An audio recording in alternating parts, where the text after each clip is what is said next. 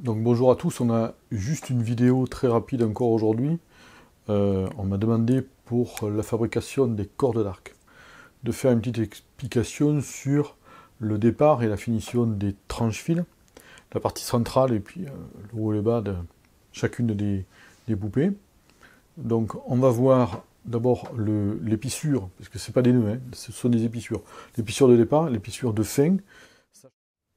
Le fil que j'utilise du Diamondback. Donc ça, c'est du... En épaisseur, c'est du 0,26. Tout dépend de l'appareil à tranche-fil qu'on utilise. Donc, j'utilise des appareils qui sont des Biter Pro Heavy. Donc, la boîte, c'est celle-là, de boîte. Biter Pro Heavy. Donc, ça, c'est... voilà, c'est ce qui dure le plus. Ça fait 10 ans que je les ai. Ça vaut un peu cher, ça vaut à peu près entre 55 et 60 euros l'appareil à tranche-fil, mais franchement c'est quasiment inusable. Et alors ça a un poids qui est un poids assez important quand même. Donc ce qui donne beaucoup de tension. Sur un fil en fait, comme le Diamondback là que j'utilise, ça permet de donner beaucoup de tension, serrer les fils du tranche-fil et avoir quelque chose de qualitatif. Vraiment on a quelque chose qui dure dans le temps. La tresse en fait, puisque le Diamondback c'est une tresse, elle est très solide et en plus elle est faite de 2 épaisseurs. Vous allez voir en fait dans le nœud de finition, qu'au moment où on repasse sous le tranche-fil avec, vous allez voir la boucle de fil que j'utilise, au moment où on repasse dessous, en fait, on arrache la première épaisseur. C'est à peu près classique, ça arrive à peu près tout le temps. On a donc l'âme du tranche-fil qui reste dessous, donc c'est beaucoup moins épais du coup, puisqu'on a arraché la première partie. On finit de serrer à la pince. On laisse un bout dépasser, vous allez voir qu'en fait, je laisse 4 mm à peu près de fil dépassé, je le brûle, et le nœud est fini. L'épissure est finie. D'accord? Si vous êtes prêts, on va pouvoir passer à la fabrication de la corde tout de suite.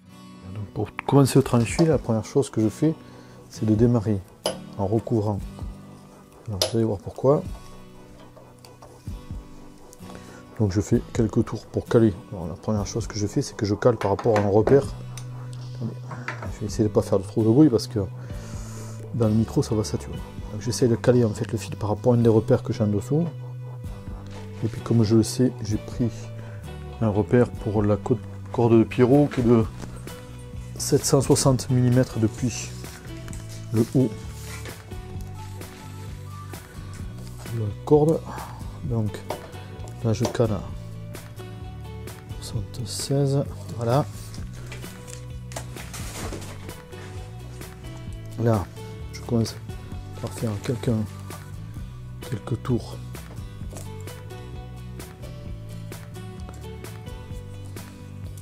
Alors, après, à partir du moment où ça va commencer à serrer, ce que je fais, donc j'ai recouvert en fait celui-là de fil. Vous avez vu que je ne l'ai pas passé dans les autres brins parce que et vous allez tout de suite voir pourquoi quand on va finir la corde, mais là, donc là je tends en fait pour avoir le moins de souplesse là derrière. Donc je suis obligé de faire le tour de la caméra parce que sinon je ne vais pas pouvoir tendre assez. Voilà. Donc là en fait le fil de départ est repassé dessous, je l'ai recouvert. Donc ce que je vais faire, c'est que je vais faire 2 tours de plus comme ça. Là, repasser comme ça. Voilà. Et là, je vais continuer mon tranche-fil tout à fait normalement. En fait, le fil là maintenant est flottant. Vous avez vu que je l'ai laissé dehors. Et on va donc faire un tranche-fil qui doit être calé à 170. Alors, il faut desserrer un tout petit peu le bobinon parce que j'ai beaucoup de tension dans l'appareil tranche-fil. À partir de là, donc j'ai desserré un peu, je fais 17 tours. 1, 2, 3, 4, 5, 8, 9, 10, 11, 12, 13, 14, 15, 16 et 17. Je vais vous montrer après les caractéristiques de la bobine que j'utilise. C'est du Diamondback. Vous allez voir pourquoi. Donc, je coupe juste rapidement. Donc j'ai passé ma boucle comme ça, sous le fil. Je passe mon fil dans cette boucle là. Là, je laisse un peu de mou. Alors si on voit, en fait, j'ai laissé un peu de mou là, comme ça. Et en fait, de l'autre côté, j'attrape donc l'ancien cutter pour pouvoir passer. Voilà. Donc, alors on voit qu'en fait, il reste le fil lui-même, et il reste plus la gaine qui est dessus. Vous voyez, qui est gris et noir. Le Diamondback est un fil qui est en 2 épaisseurs. Il y a la lame, en fait, du tranche-fil qui est dessous, et après, il y a cette espèce de surépaisseur dessus. Je coupe pour laisser, on va dire, une longueur d'à peu près 4 à 5 mm. Et je suis hors charge là, mais j'ai coupé pour avoir 2-3 mm en haut. Et là, donc comme c'est serré à mort, ce que je fais, c'est que j'ai pris mon briquet, je brûle juste pour faire une boule qu'on doit apercevoir là comme ça. Et je vais vous montrer pour l'autre.